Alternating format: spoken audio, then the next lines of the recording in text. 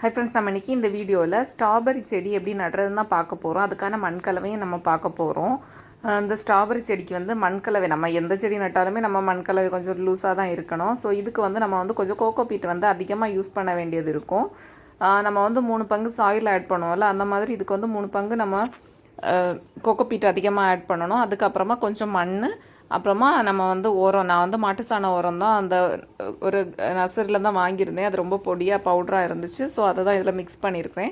So இந்த 3 கலவையும் சேர்த்து நல்லா மிக்ஸ் பண்ணிக்கோங்க. உங்களுக்கு வந்து இந்த மண்புழு உரம் கிடச்சாக்கி அதுவும் ஆட் பண்ணிக்கோங்க. ஸோ இன்றைக்கி மண்புழு உரம் இல்லை, அதனால தான் நான் இந்த உரம் ஆட் பண்ணியிருக்கிறேன். இனி ஒரு 2 வீக்ஸ்க்கு அப்புறமா நான் மண்புழு உரம் வந்து இதுக்கு வந்து கொடுப்பேன்.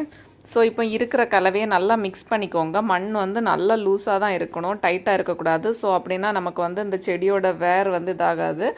எப்போவுமே நம்ம செடி நடும்போது அதை வந்து வேரோட எடுத்து நடாமல் நம்ம அந்த பாட்டில் இருக்கக்கூடிய அந்த மண்ணோடையே சேர்த்து தான் நம்ம நடணும். அப்போ தான் அந்த செடி வந்து நமக்கு வந்து கரெக்டாக சக்ஸஸாக வளர்ந்து வரும். அப்படி இல்லைன்னா அந்த செடி வந்து பற்றும். ஸோ இந்த ஸ்ட்ராபெரி எல்லாம் நிறைய நர்சரியில் கேட்டு கிடைக்காம இது வந்து நமக்கு க்ரீன் கேட் நர்சரியிலேருந்து தான் நான் வாங்கினேன். 2 பிளான்ட் 150 ருபீஸ்க்கு நான் வாங்கினேன். ஸோ அன்றைக்கி வந்து ஆஃபரில் போட்டிருந்ததுனால அந்த ப்ரைஸுக்கு எனக்கு கிடச்சிச்சு. ஸோ அதை தான் இன்றைக்கி நட போகிறோம். ஃபஸ்ட்டு வந்து அந்த பாட்டில் வந்து நமக்கு தண்ணி தேங்கி நிற்காமல் தண்ணி கீழே போகிறதுக்கு வசதியாக நமக்கு வந்து ஹோல் போட்டு வச்சுருக்கணும். அதுக்கப்புறமா ஃபஸ்ட்டு வந்து நம்ம மிக்ஸ் பண்ணி வச்சுருக்க மண்ணை எடுத்துக்கோங்க. அதுக்கப்புறமா அந்த பாட்லேருந்து இந்த மாதிரி தான் செடியை வந்து பிரித்து எடுக்கணும். பார்த்தீங்களா, அந்த பாட்டில் எப்படி மண்ணோடு இருந்துச்சோ அதை மாதிரி எடுத்துகிட்டேன். நம்ம வந்து ஸ்ட்ராபெரி பிளான்ட் நடும்போது மட்டும் ரொம்ப கவனமாக இருக்கணும்.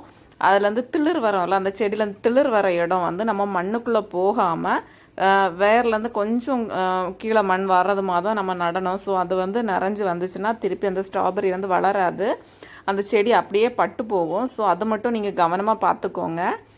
அப்புறம் ஸ்ட்ராபெரி பிளான்ட் வந்து கொஞ்சம் நம்ம செமி சேடு, கொஞ்சம் வெயிலும் தேவை, குளிரும் தேவை, நிழலும் தேவை, அந்த மாதிரி தான் நீங்கள் நடணும். இந்த மாதிரி நட்டிங்கன்னா உங்கள் பிளான்ட் வந்து சக்ஸஸாக வளர்ந்து வரும்.